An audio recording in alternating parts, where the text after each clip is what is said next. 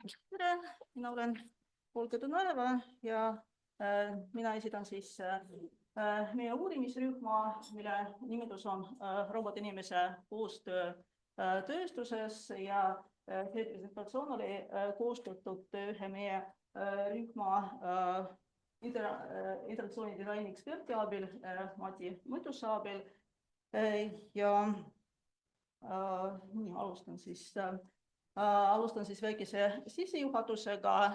See on siis koostöö ja koosloome mõiste seletamiseks.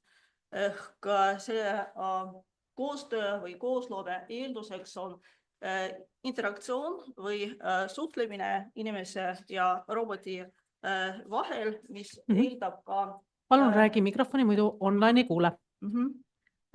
Nii, siis interaktsioon on suhtlemine inimese ja roboti vahel, mis eeldab ka üksteistele suunatud tegevused ja vastustegevused. Ja tihti toimub niimoodi, et inimesed kipuvad võtma robotit nagu teist inimest ja mõnikord loovad ka metallse mudeli robotiseeritud süsteemist ja tegelikult siin kehtivad teatud psühholoogia reeglid, mille arvesse võttes, mida kasutusele võttes võib siis robotinimese koostööd teha tõhusamaks ja paremaks.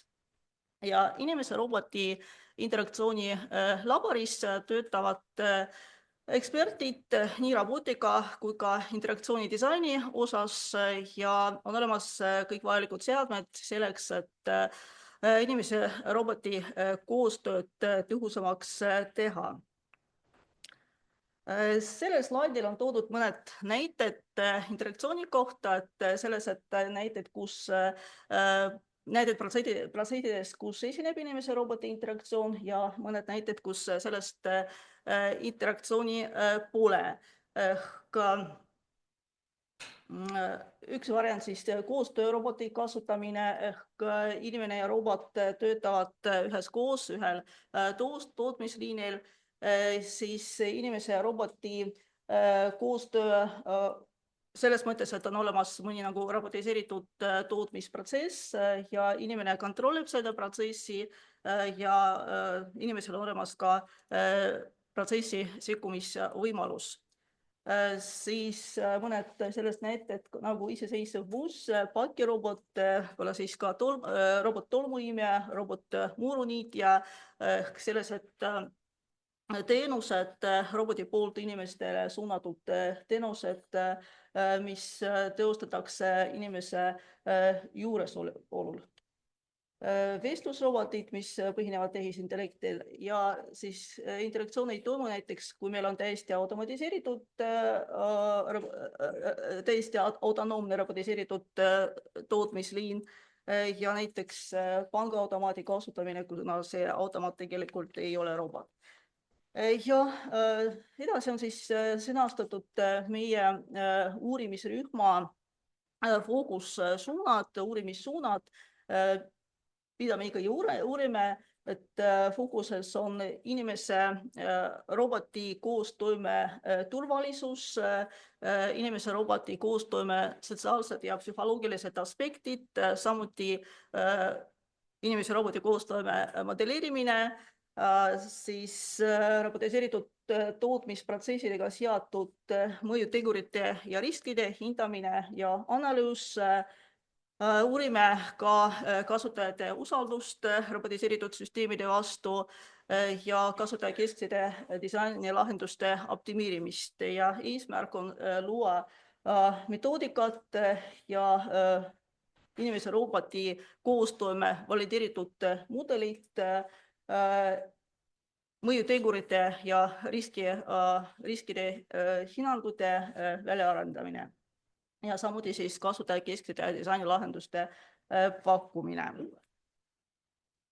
Meie rühma koosseis, tegelikult meie rühmas on inimesed, kes vastavad inimese ja roboti interaktsiooni eest ja neid on Tallinna Ülikooli teadlased Sonja Sausu ja Mati Mõttus ja nende doktorandid, siis Tallinna Tehnikaülikooli teadlane Jüri Maek koos tema doktorantidega ja Rivo Lemmik koos tema doktorantidega ja nad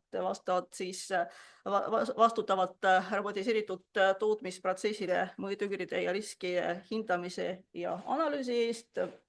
Ja meie kolledži inimeste rühm, kes tegeleb andmete kaevandamise, analüüsimisega ja masinaõppemudelite arendamisega.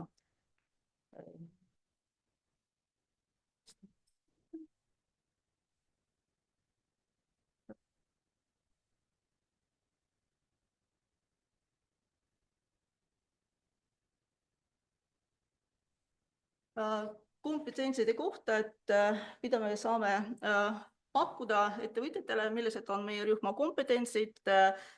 Neid on siis liintootmisega ressursside kokkuhoidvate ja kulude kokkuhoidvate põhimõtete rakendamine tootmisel, siis inimese roboti koostoime parimate meetodite leidmine, robotiseeritud tootmisprotsesside optimeerimine, mõjutegurite ja riskide hindamine ja analüüs, inimfaktoritega arvestamine, inimese roboti koostöös nagu kasutatavus ehk usability, siis ohutus, usaldus, samuti siis arvuti tunnetuse elementide kasutamine robotite disainis ja inimese roboti interaktsiooni ekspertide ettevalmistamine.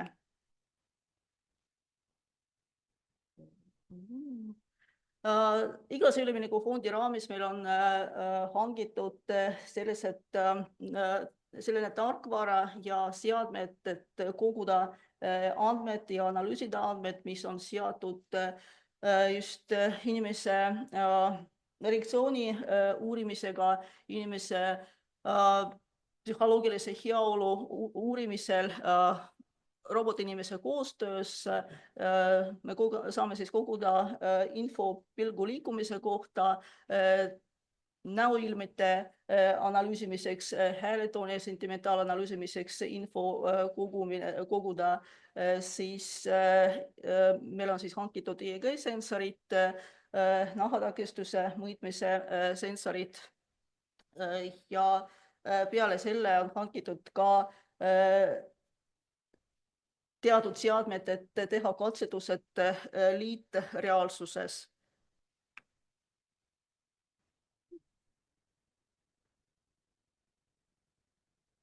Ja meie teadlased pakkusid välja siis sellised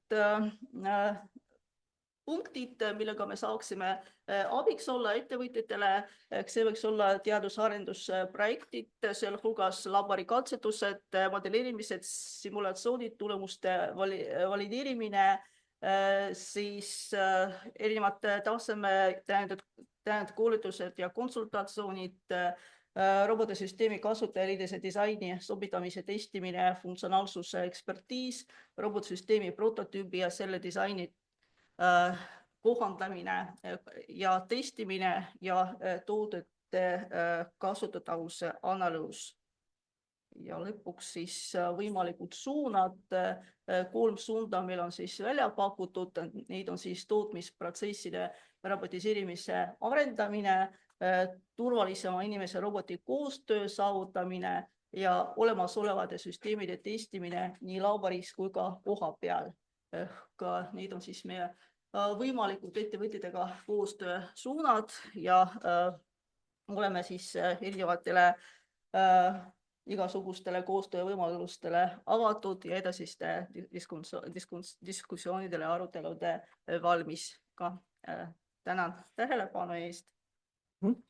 Olga andis siis meile teada täna, et kuidas robot teha selliseks, et ka meil oleks temaga hea olla. Just, aitäh sulle!